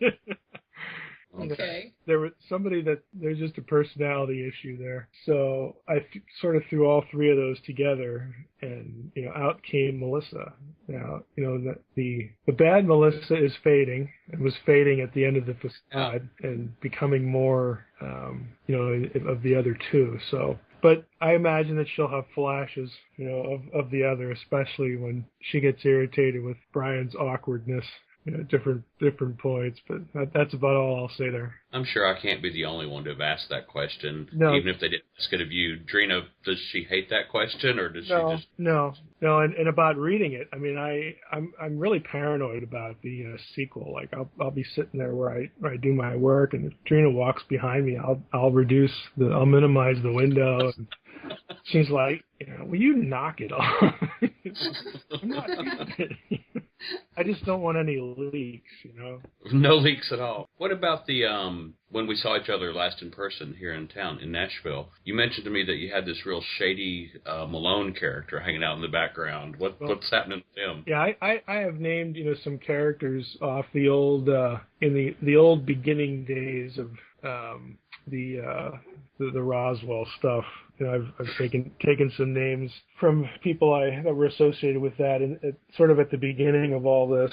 So yeah, there is a Malone character. I'm a bad guy, right? I'm not gonna say what you are. The character is older than you are. I will say that. Probably a little more. Well, I better not say that.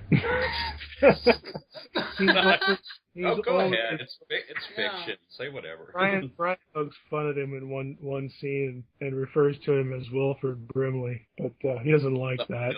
Quaker oatmeal. Yeah. Older then. Yeah, but he was lurking in the shadows at some point. That's all you ever told me. What is he in age? He was tailing Brian and Melissa. Okay. Unbeknownst to them, of course. So. Sounds like something I'd do. No. Not. He was watching. So when you said based on Roswell, are you talking about people you met in Roswell or the Roswell incident? Oh, no, people I met there, associated with the first or second conference, like I said, the early days. Have you told them? Yeah, I've told some of them. I'm trying to go through the cast of characters here. Not everybody has a name of somebody I know. My 4 kids are named in there. They have sort of cameo appearances. That's cool. My names. And of course, they're not, the character's not always like, one could be an adult, but I just give them the name, that kind of thing. So, I'm trying to think if there are a few people. There are 2 characters named after fans. One is deceased now, unfortunately, but she has a character named after her. And then there's another one who I met on Facebook. She said she read the book like 6 or 7 times, and I thought, man, that deserves some kind of recognition here. So I needed somebody that I needed somebody younger. And so I asked her if I could use her name as a character, but letting her know I don't know if this is a good person, a bad person. I don't know if they live or die, so you might end up dying a horrible death, but I don't know. It's just, but she was fine, with that. So there are 2 that are named after fans. Oh, that's great. I like what you're revealing about the writing process here is you don't know how this person turns out, whether they live or die, or in some cases, you can't predict where the plot is going until you're in the present, at least in the novel. The writing is good. Yeah, that's true. You hear this old, bromide about, well, when you're writing a novel, the characters just sort of take over the story and take on a life of their own. Yeah, that's actually true. I have found it, and it's true in this way that you'll be going along and you'll hit some point in the story and you'll really have boxed yourself in because you want something to happen, and the people in the room, so to speak, you look at them and you go, nobody here would say that. Yeah. Nobody here would do that. That's just completely out of character. And so you have to scrap it or you have to change it, and you actually do get directed by these fictional people, that you've created. That really does happen. Happened a number of times in the Facade and in the Portent. I don't know. I know 1 or 2 characters that are probably doomed. But, it could be more. I don't know yet. It'll just sort of hit me, as I go through. Again, I have my own, for the sake of the book, I have my own items that I want to cover. There are things I want to do. There are technologies I want to talk about. There's theological issues I want to bring into it. There's all this post-Christian world and all this. What does it all mean?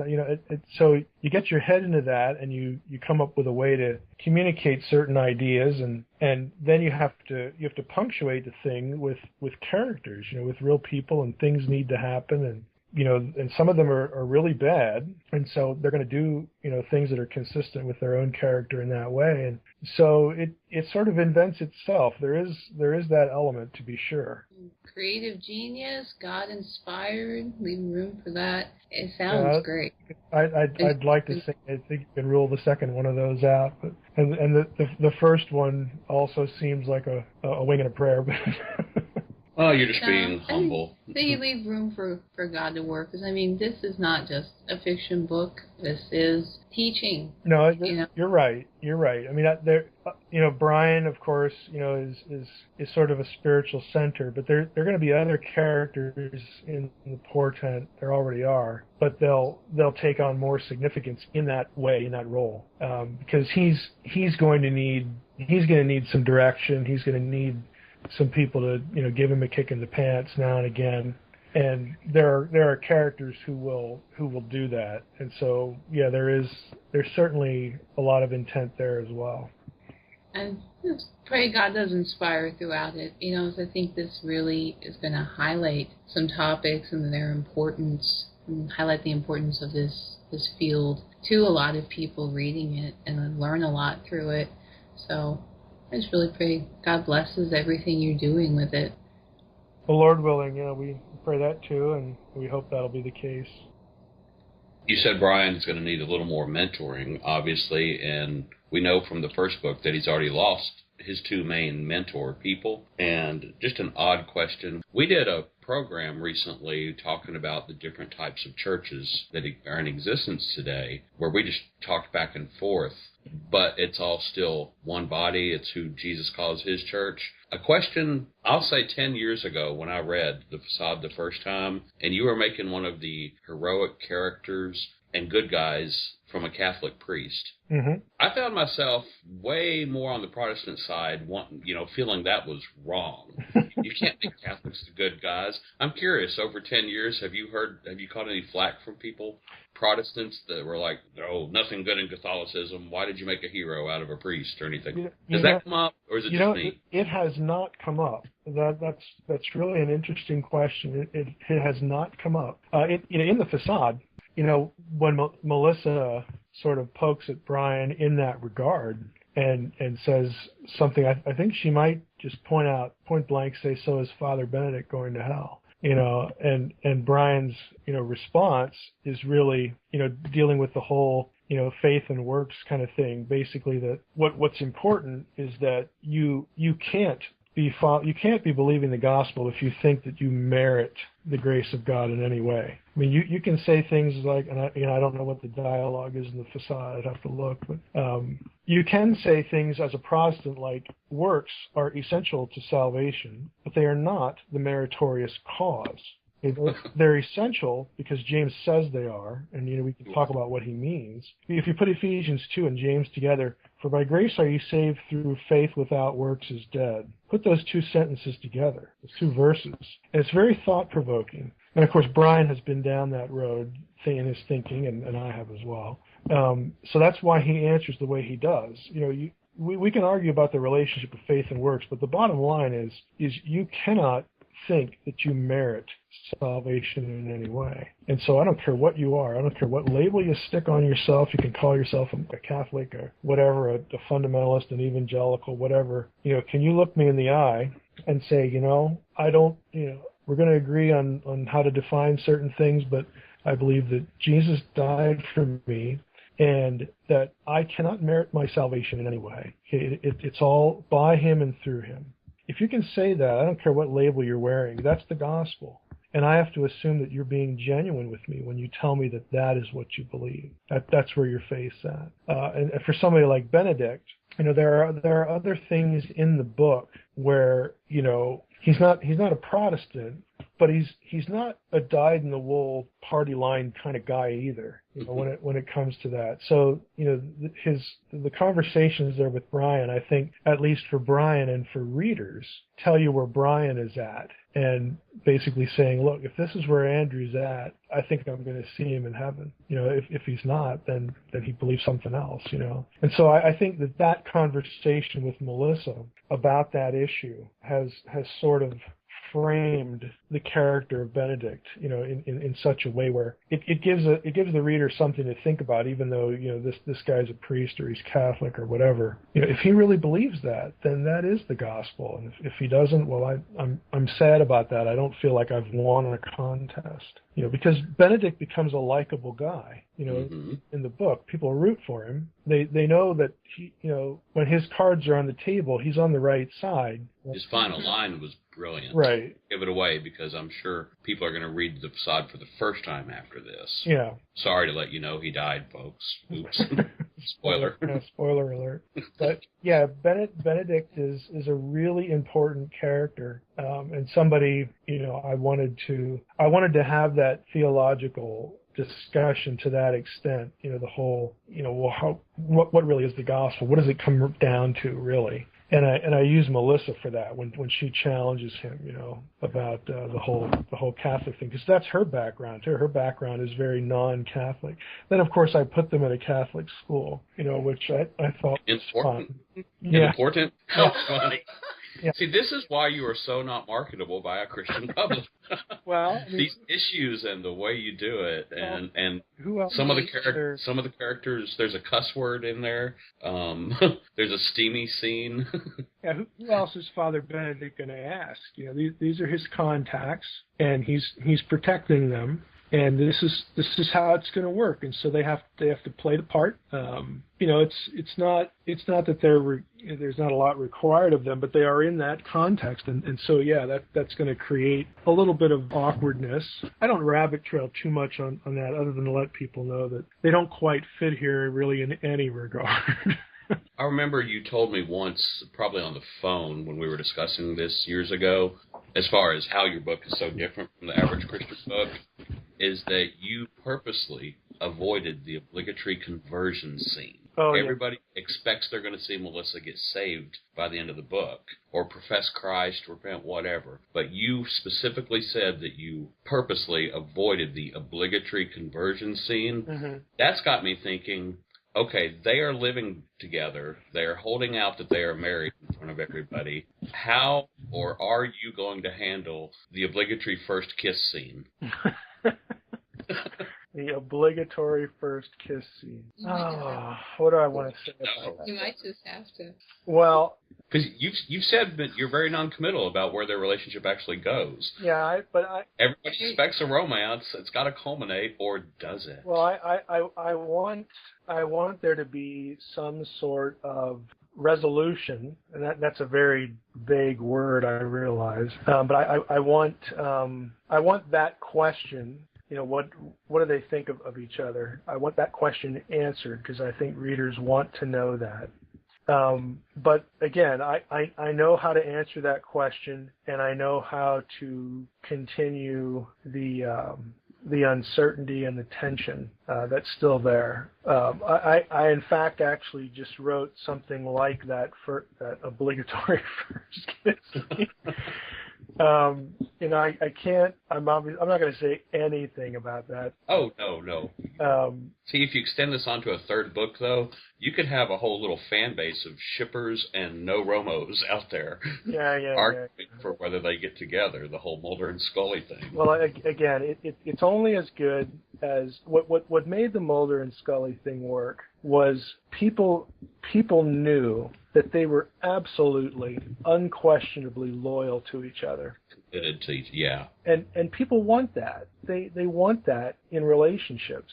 You know, in their romantic relationships, they want to know that there's this one person out there that just would, in a heartbeat, would just, you know, give their lives for them. I mean, they just absolute unquestioned loyalty to each other. And so that's important. You know, with the Brian and Melissa thing. But then the other side, there were these, again, because of a number of factors when it comes to the X-Files, there were impediments to anything else, that we get into psychologically, especially with Mulder. But they did it well. I think it was actually a mistake, toward the end of the series to put them together in the way that they were put together.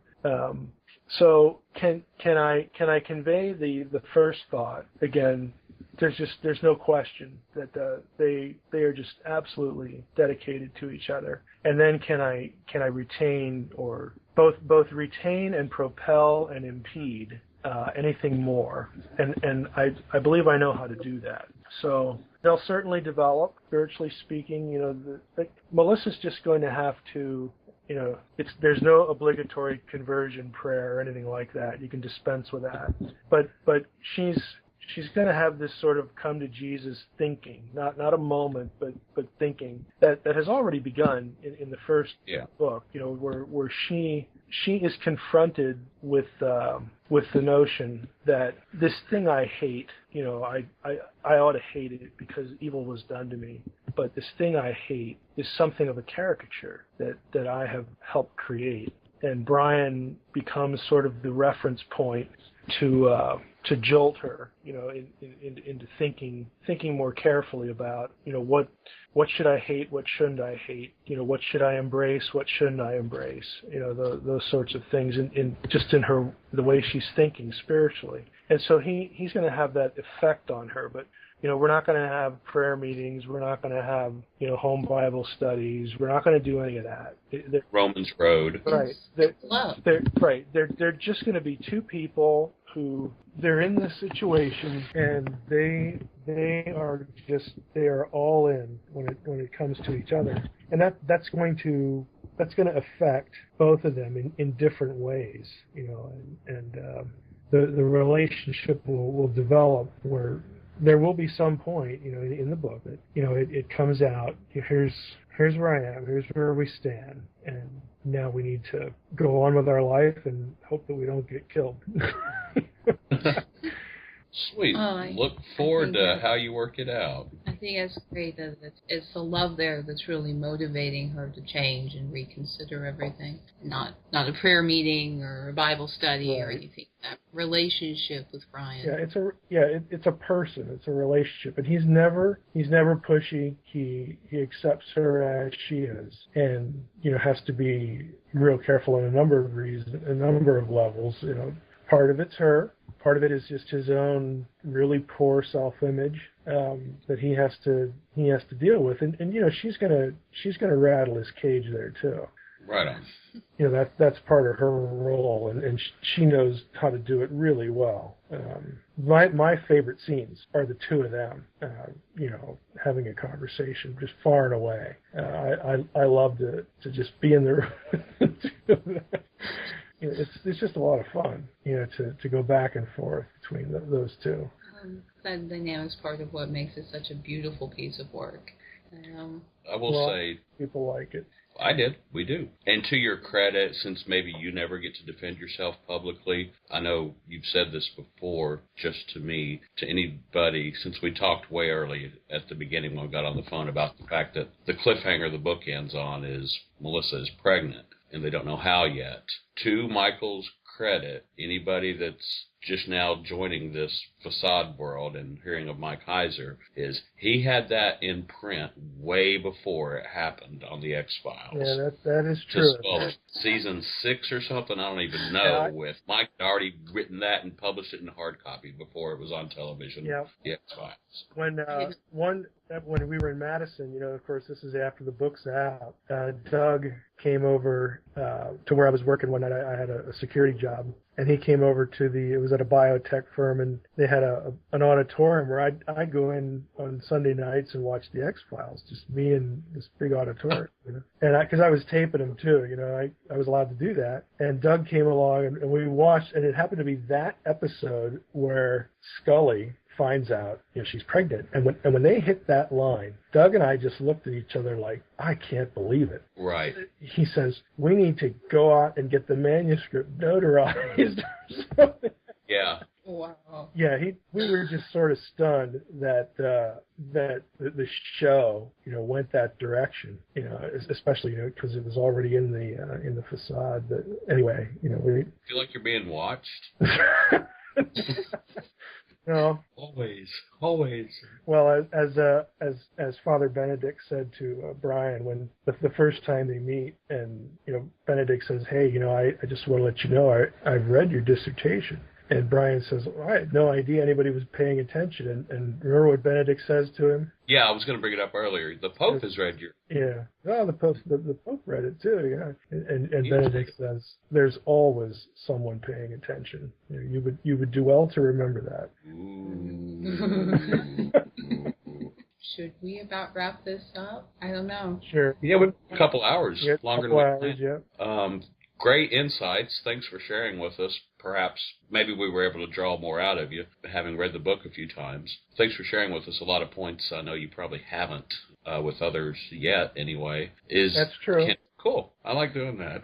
Oh, why don't you give your website addresses and things? If you've just heard of the Facade for the first time, how do you get a copy of this special edition Facade book? And as well as your blogs, that was one thing we were going to focus on some really... Well, we can do that some other time. Yeah. I would say to find out more information about me and, of course, the Facade and everything else that I'm involved in, the best thing to do is to go up to my homepage, which is www.drmsh.com. That's a redirect that will take you to my homepage. DR, as in doctor, drmsh.com. And at the top, there will be links to all my blogs and other websites, things about Zechariah Sitchin and whatnot. And then on the left-hand side of that page, there will also be a series of links, and you will be able to find a link to the Facade on that page and go right to where you can order the book. I would also recommend that people follow me on Twitter and also follow at least the UFO Religions blog, because as news, as I have updates on the portent, I will post things on UFO Religions and also via Twitter. And it's fascinating. Fantastic blog for anyone. It's into ufology you'd be following anyway. So. Yeah, something new comes out every other day or so. Thanks for sharing so much time with us, so much information. And if anybody, this is 2013, February right now. If anybody wants to know how to get one of the very first copies of The Portent in your hands, signed by Mike Heiser, that DVD we mentioned is at ancientofdays.net.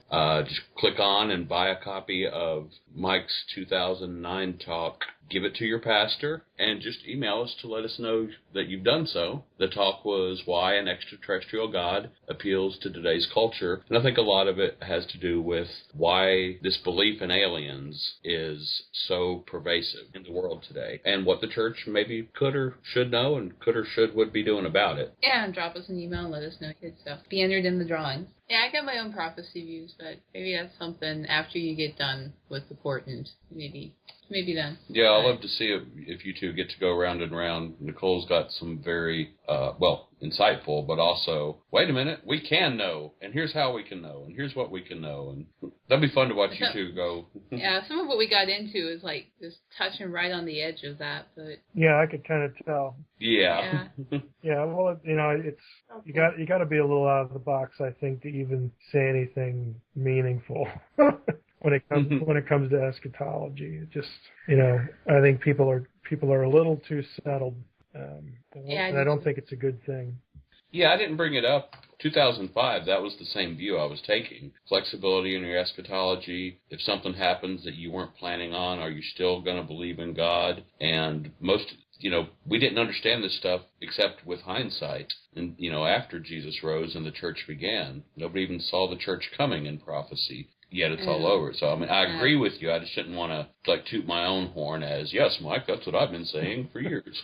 Well, I think that a process of elimination can really help if you, I see cool and cyclic and fractal prophecies, but I think if you can eliminate the ones that have already had a literal fulfillment of what you're left with, if you connect it up, you can make an educated guess or connect things so much better than the direction a lot of people have taken with it. So. Well, I will say I think that basically it's all guesses, but some guesses are better than others.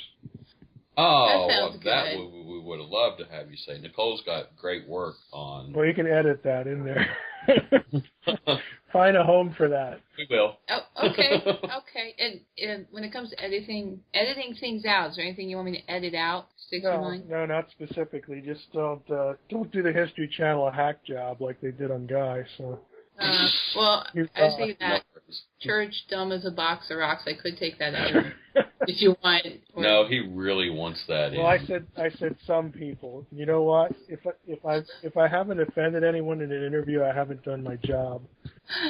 Yeah, I'm sure you do want it. Mike's probably going to go out and buy churchasaboxofrocks.com. He's thinking about it while he's thinking about it now. Yeah, I'm at GoDaddy right now, so. All right, well, that's how the show should end. We should edit that conversation back in. I gotta get going. Thank you, man. God bless you. Yep. Well, thanks for having me. Well, thanks for coming on. Yep. This has been great. Yep. This is Coffee with Alien Resistance. Good night. Bye-bye. Okay. Bye.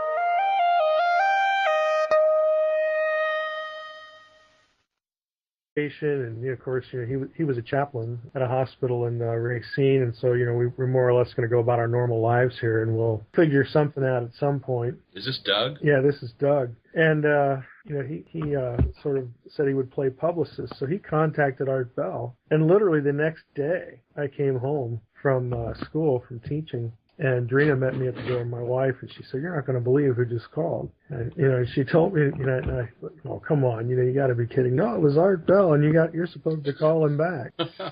so I did, and I found out then, and of course I know from experience now that they never schedule anybody more than 2 weeks out. So it was just, okay, what do we do now? Because I don't really have a book, and we just never thought this would happen this way, and so it was sort of this sort of rush, panic, operation to get something in the works, which we managed to do incredibly in really about a week. But since then, I've actually.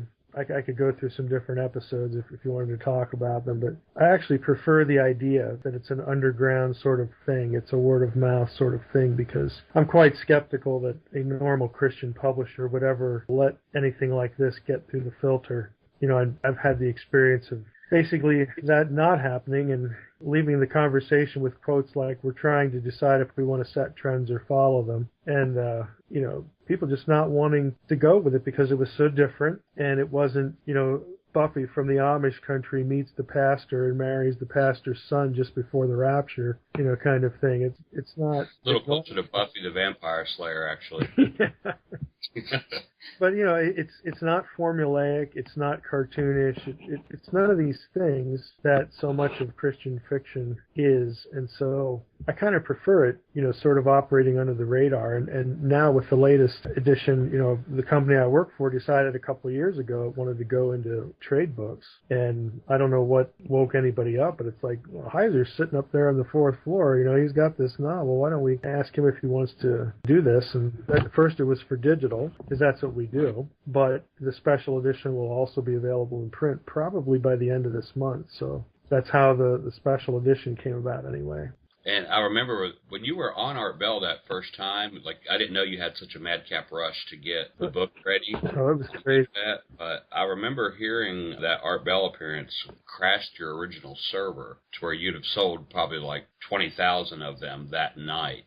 Yeah, they were not the print-on-demand outfit that we were using, and granted, it was a rush job. They were not ready. For instance, people could not find the book by title because they had indexed it with the C with the Sadia, for instance. That particular stylistic spelling of the C in Facade, so people couldn't find it. And I didn't have much of a website on my own. I mean, I didn't really know what I was doing. But there was a link there, so if they went.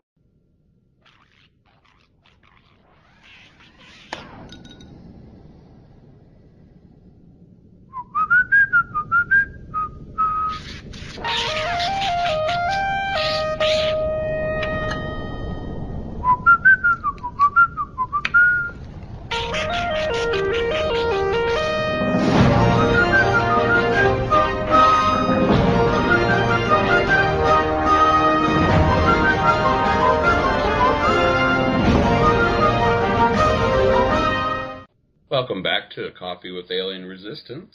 We've got myself, Guy. And Paradox. Today we're actually have our first guest for Coffee with Alien Resistance, Dr. Michael Heiser. A lot of people that have been around the Alien Resistance and the Ancient of Days scene know him very, very well. Aside from being the author of the thriller suspense novel, The Facade, Mike is working on the sequel to The Facade, The Portent. He's about a third to 40% through. And rather than just doing a lame reading of your bio or anything, I'll just ask you, as if you and I just met at a little party or something like that. Oh, hey, I hear you're the author of this book, The Facade. Tell me about your background, Mike, and what led into the writing of The Facade. Well, my background is not anything that would be official as far as ufology. My background is academic. My expertise is biblical studies, biblical theology, specifically Old Testament, or what we like to call Hebrew Bible, in academia.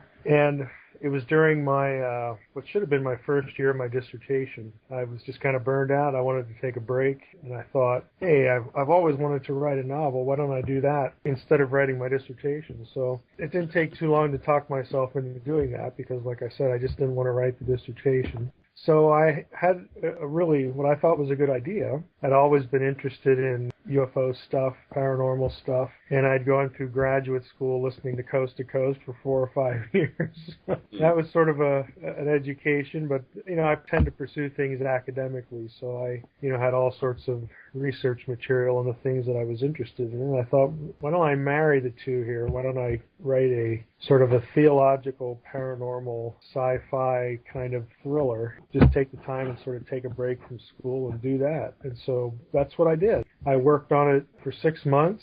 First draft took me 6 months because that was literally all I did. And then sent it out to a few people and got some feedback and made some changes. And so really 7, 8, 9 months I had this manuscript that became known as The Facade. It's an excellent book. We both read it. 2 or 3 times. It's really engaging. Yeah, I've read it 3 times too. So. I remember reading it on a PDF screen back in Roswell at the Alien Resistance storefront. I think you sent it to me directly, but a lot of times when people talk about books that they can't put down, 10, 12 years ago, however long this was, I remember reading on a PDF, my computer screen, your book that I couldn't put down for hours on end into the night, and then wake up and pick up where I left off and keep reading. It's that good. Yeah, that's dedication right there, if you can do it on a PDF screen.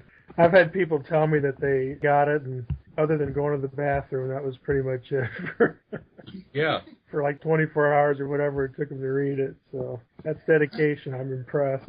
Oh, that's captivating. Yeah, I mean, that's a compliment to you. It really is that captivating. You kind of feel like you're in a movie. I bet you've heard that a lot, right? I actually have heard that a lot, and I don't know if there's any correlation to it, but I had never tried fiction before. I'd written lots of academic stuff.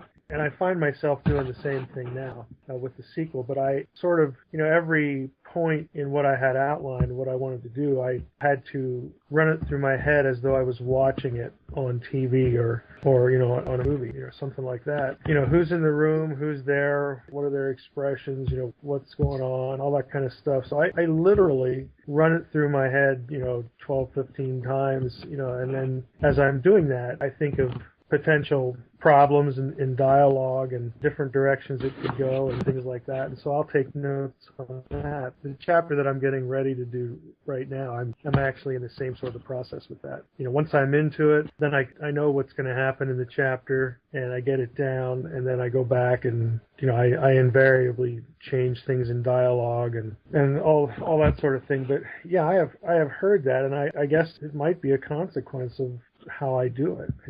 Because I wasn't really trained to do anything different. So maybe there's a correlation there. So you self-published it. We know that. Originally, your first publication? Yep. Now there's a special edition of the Facade that has, I don't know, a 2 or 3 page, I don't know if you've seen that yet, 2 or 3 page sort of the story behind how the Facade came to be. I don't even know if I actually ever told you that, but there's that in it, and then there's more of a thoroughly annotated, up-to-date bibliography, and then there's the first 5 chapters of the sequel in the special edition. But I know your publisher would want us to mention the special edition, and you said it's got the additional features of how the Facade came about. Yeah. The whole self-publishing thing at the beginning, what literally happened was I had this manuscript, and I sent it out, and one of my friends who lived I guess about an hour away in Wisconsin, because, I was in graduate school at the time, he came over for the weekend after he had read it, and, was just sort of blown away by it and said, well, you need to do something with this. And I said, okay, well, why don't you play publicist and we'll figure out, how this all works. So the joke was, we're gonna call Art Bell and we're gonna try to get on Coast to Coast. We thought it was ridiculous because our impression was that there was this Imperial Guard or phalanx around Art Bell that you'd never get through to him. And so we thought, I got to go back to my dissertation. It wasn't. It was the first Roswell conference was 2003. Yeah. We met the week after 9/11 at the Bay Area conference. Oh, that's right. Yeah. Where were we the week after? What? The San Francisco area, Bay Area UFO conference. You set up your table and had some alien resistance stuff. Okay. And Doug was with you. Yeah, Doug. You were invited to speak on debunking Zecharia Sitchin and could Christianity accommodate. That was really funny. That was probably the first time you'd given that lecture publicly. It was. And at that Bay Area kind of almost New Agey crowd, I remember you said before you went and gave the lecture, you gave me all of your books and kind of your contact information in case we didn't see each other again, and instructions on how to get your stuff back to you, because you were going to go on and do that talk, Challenge to Zecharia Sitchin, and you were like, my one goal at this conference is to get out of here alive. Being lynched. Well, I did get out alive, but they did not pay me. That's right. Yeah, they didn't pay me and basically made it real clear that I'd never be invited back again, which was okay, Aww. What are you gonna do? Great things since then. Yeah, that was quite a trip to get out there after 9/11, because we had to drive from Wisconsin to Minneapolis just to get a plane. It was the only plane we could get to San Francisco. Yeah, that was pretty crazy. I kind of went through the same thing. I drove overnight to Albuquerque with the assurance that the planes would be lifting off that morning, and then it turned out they weren't. So I offered, and they allowed me to drive from Albuquerque to Phoenix and pick up a plane later that afternoon, and I came in that way. But that was crazy, because I remember you and I and David Flynn were at a banquet dinner table, and I think Stephen Greer was giving this speech, and you and I, we were all kind of looking at each other with fists clenched, like, I can't believe what I'm hearing, because it was so New Age, pro-whatever agenda. I think that it was out of that dinner, though, where we were like, you know what, we should have our own conference. That's when Ancients was born? Yeah. Right. Yeah, that's correct. I do remember that. Yeah, and Mark was there, Mark Flynn as well. So I remember going out to, it was my first exposure to sushi as well with those guys. So how'd you like it? It's not something I'd really, hey, let's go out and get some sushi, but it's fine, Yeah, I'm not big on sushi either. Well, while I got you on the phone, what's going on with the portent? What can you what can tell I me say? about? Well, I should say, first of all, everybody wants to know what the word portent means. And basically, it's an ominous warning of things to come, is what a portent is. So it's definitely something that's coming down the pike and a little bit of a sinister tone to it. So that's what the title word means, and I think it really does and will typify the content. What can I say? Have you read the first 5 chapters of the sequel? That way they could have found it, but if they were just going to the site and searching for it, they're not going to find it. Then of course they have to remember how to spell my last name. It was sort of a logistic nightmare, and there were all sorts of problems, and we did have problems with the traffic, and that wasn't the only time that happened with Coast to Coast, as is typical. But I don't have the problem now because I know a little bit more about what I'm doing as far as hosting, and I no longer have to call the host the day before the show like I was doing for years and saying, now I'm going to go on this talk show, and at about this time of the night, my site will probably just die unless you do something right now to prepare for it.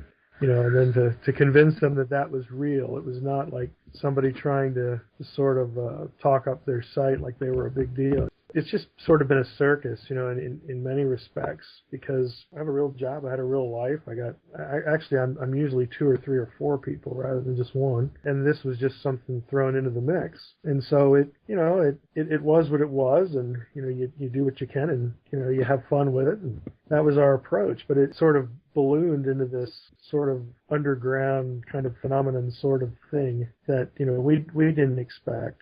I didn't expect at all, but certainly haven't minded that. I mean, I enjoy that. Other than the weirdos calling, asking me if I'm an ascended master and stuff like that.